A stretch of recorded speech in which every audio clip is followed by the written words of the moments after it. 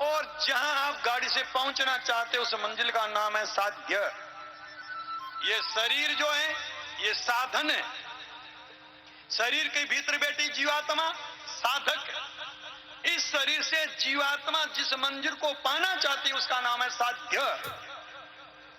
ये साधन कौन सा साधन है? ये घोड़े गाड़ी जीता है जितने इनसे मृत्यु लोक की हम यात्रा करते हैं, जमीन पे यात्रा करते हैं, लेकिन ये शरीर रूपी वो साधन है जिस साधन के द्वारा युक्ति पूर्व जीवन जीते हुए भवसागर को पार करके यद्गत्वा निवर्तन्ते तद्धाम परमं मम, ऐसा जो परमात्मा का धाम है उस परम धाम की सिद्धि इस साधन के द्वारा सिद्ध की जा सकती है, उस मंजिल की प्राप्ति की जा सकती है। लेकिन सज्जनों साधन है, गाड़ी बिल्कुल न्यू है, लेकिन मेरी तरह कोई अनाड़ी मालिक हो जाए गाड़ी का जिसको गाड़ी चलानी नहीं आती, स्टीयरिंग का ज्ञान नहीं, एक्सीलेटर का ज्ञान नहीं, क्लच प्लेट का ज्ञान नहीं, ब्रेक का ज्ञान नहीं, और वो गाड़ी चलाएगा, क्या उसको मंजिल मिलेगी? तो परमात्मा ने हेतु की कृपा करके इतना सुंदर साधन तो दे दिया, लेकिन इस शरीर रूपी साधन का मालिक भीतर बैठा हुआ ड्राइवर वो अनाड़ी, उसको चलाना नहीं आता।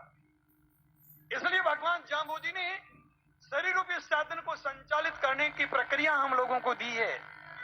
उस प्रक्रिया में सबसे पहले हम लोगों को जिस चीज पे ध्यान देना है वो है सेरा करो स्नान।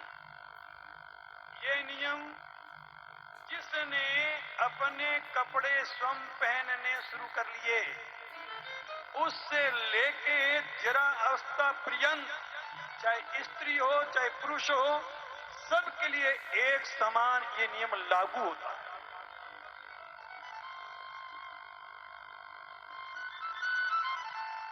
सबसे पहले एक बुद्धिमान दंपति को किसान खेत की फसल की जिस तरह से रखवाली करता है, घर के मुखिया को पूरे परिवार पे निगाह रखनी चाहिए। मेरे परिवार के सदस्यों का उठने का टाइम क्या है, मेरे परिवार के सदस्यों का सोने का समय क्या है, मेरे परिवार के सदस्यों की दिनचर्या किस तरह की है। ये पोते वाले लोगों को याद होगा, घर में कोई भी बच्चा बिना स्नान किए जीव पे अन्न का दाना नहीं रखता, अन्न का एक कण नहीं रखता। छोटे से छोटे और बड़े से बड़े। हाँ, माताओं की ममता होती, सर्दियों के दिन होते हैं, पानी लेके मुंह पे घुमा करके पति देव को दिखाने चाहे, हाँ छोरा नहा लिया, और डरता है बालक कहता ना पिताजी को पता चल गया मुझे मार पड़ेगी, क्योंकि घर में अनुशासन था, परिवार में एक मर्यादा थी। मेरा आप लोगों से निवेदन है, माता और बहनों से विशेष रूप से आग्रह है, बचपने में ये संस्कार अपनी औलाद में डालो। और आज संस्कार जो डालने जा रहे हो वो अभी तक समझ में नहीं आया होगा, इसलिए उसके प्रति हमारी आस्था की कमी। जब व्यक्ति गुण और फायदे को, लाभ और हानि को समझ लेता है, बुद्धिमान आदमी वही कार्य करता है जिससे लाभ होता है। सज्जनों, अब शायद दिमाग में आएगा ब्रह्म मुहूर्त में स्नान करने से लाभ क्या होगा। लाभ क्या होगा इस चीज को समझें और उसके बाद अपन आगे बढ़ें। परम पिता परमात्मा की जो सृष्टि है वो 3 गुणों वाली है, त्रिगुणात्मिका। सत्व गुण, रजोगुण और तमोगुण, इन तीनों गुणों से हम सब सदा प्रभावित होते रहते हैं। हमारा मन और मस्तिष्क इन तीनों गुणों से सदा प्रभावित होता रहता है, और विधाता की सृष्टि में तीनों गुणों को अलग अलग जानने की, पहचानने की क्षमता केवल इस शरीर को है। मानव तन के अतिरिक्त किसी भी दृश्यमान जगत के शरीर में तीनों गुणों को अलग अलग पहचानने की क्षमता नहीं। लेकिन देह बुद्धि के धरातल पे जीवन जीने वाला इंसान है, उसको भी पता नहीं मेरे मेरे जीवन में इस समय किस गुण का प्रभाव चल रहा है? जो सजग है, जो सावधान है, जो दो देह बुद्धि से ऊपर उठ करके आत्म बुद्धि की तैयारी में लगा है, वो व्यक्ति ध्यान रखता है कि इस समय मेरे तन में, मेरे मन और मस्तिष्क से किस गुण का प्रभाव चल रहा है। हमारे जीवन में तीनों गुणों की स्थिति यह है।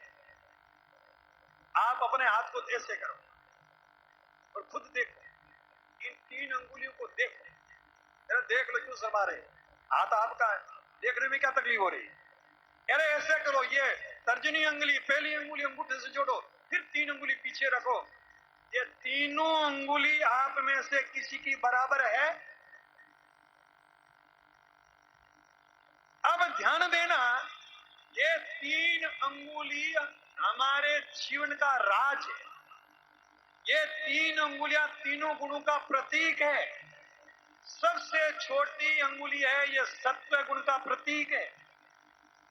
इस छोटे वाली अंगुली के पास वाली अंगुली है रजोगुण का प्रतीक है, और सबसे लंबे वाली अंगुली है ये तमोगुण का प्रतीक है। अब आप अपने आप के जीवन में झांक करके देखो, तीनों गुणों में से सबसे ज्यादा किसका प्रभाव रहता है? तमोगुण का। सबसे लंबी अंगुली तमोगुण, और सबसे कम समय के लिए प्रभाव रहता है सबसे छोटे वाली अंगुली अर्थात सत्वगुण। अब जरा ध्यान देना, सत्वगुण का हमें कैसे पता चलेगा? मेरे जीवन में सत्वगुण का असर चल रहा है, या रजोगुण का चल रहा है, या तमोगुण का चल रहा है? मोटी पहचान में आपको बतलाता हूं, बाकी अपने स्तर पे आप अनुभव करने की चेष्टा करें।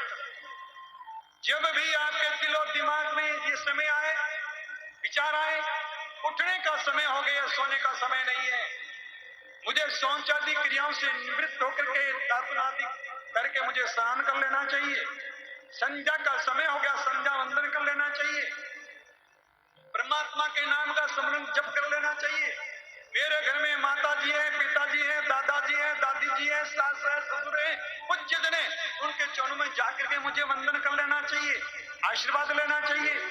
सूर्य उदय होगा, यज्ञ का समय हो गया, यज्ञ पे मुझे बैठना चाहिए, माँ बाप की मुझे सेवा करनी चाहिए, मैं नाश्ता करूं उससे पहले माता पिता बुजुर्ग बालक उनको पहले नाश्ता करवाऊं, वो माता की मैं सेवा कर लूं, परमात्मा के दरबार में जाके नतमस्तक हो जाऊं। इस तरह के जो भी धर्म से संबंधित विचार आपके दिल और दिमाग में जब भी चले, तो आप जान लेना सबसे छोटे वाली अंगुली का तथा सत्य गुण का प्रभाव तेरे मन और मस्तिष्क में चल रहा है, इसलिए तेरे दिल और दिमाग में सब विचार आ रहे हैं। जब सत्य गुण को रजोगुण अभिभूत करना शुरू करता, दबाना शुरू करता है, भजन से मन हटना शुरू हो जाएगा, सत्कर्म से मन हटना शुरू हो जाएगा, संसार और व्यवहार के कर्तव्यों के प्रति आपका दिल दिमाग दौड़ना शुरू हो जाएगा। माला हाथ में रहेगी, मन खेत में चला जाएगा, माला हाथ में रहेगी, मन दुकान पे चला जाएगा, माला हाथ में रहेगी, मन ड्यूटी की तैयारी के लिए लग जाएगा, माला हाथ में रहेगी, मन अन्यत्र भागना शुरू कर देगा, पर भजन में रुचि कम होनी शुरू हो जाएगी। और जब तमोगुण का असर होता है, उस समय मन में आएगा चाय पी लूं, कॉफी पी लूं, बीड़ी पी लूं, जर्दा खा लूं, गुटखा खा लूं, चोरी कर लूं, चुगली कर लूं, तस्करी कर लूं, 420 कर लूं, उल्टा सीधा काम कर लूं।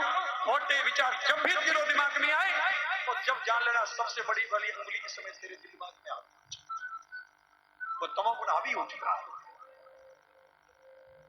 अब इतना दिमाग में बैठा, सबसे छोटे वाली अंगुली का संबंध है जीवात्मा के साथ में, और पीछे 2 अंगुली जो बची इनका संबंध है शरीर के साथ। शरीर वाला पलड़ा भारी है और जीवात्मा वाला पलड़ा है वो कमजोर है, और जिसके लिए मानव तन मिला है वो पक्ष बहुत कमजोर अंगुली, बहुत छोटी, सत्व गुण के लिए समय बहुत कम है, लेकिन कम समय में अधिक लाभ उठाना चाहते हो तो शुक्रदेव भगवान जाम्बू जी ने कहा ब्रह्म मुहूर्त में सेरा स्नान करने का प्रयास कीजिए, और सेरा स्नान ही कीजिए। कैसे स्नान करना?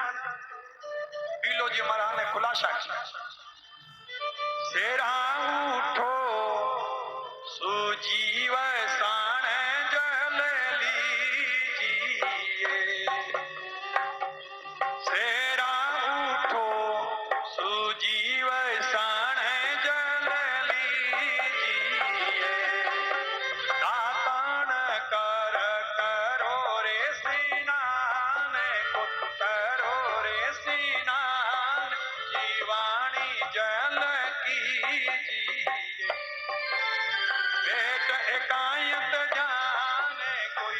एक एकायक जान नाम हरि रोली रवि उगे तई बार कोई रवि उगे तई बार शरण शीस दीजिए।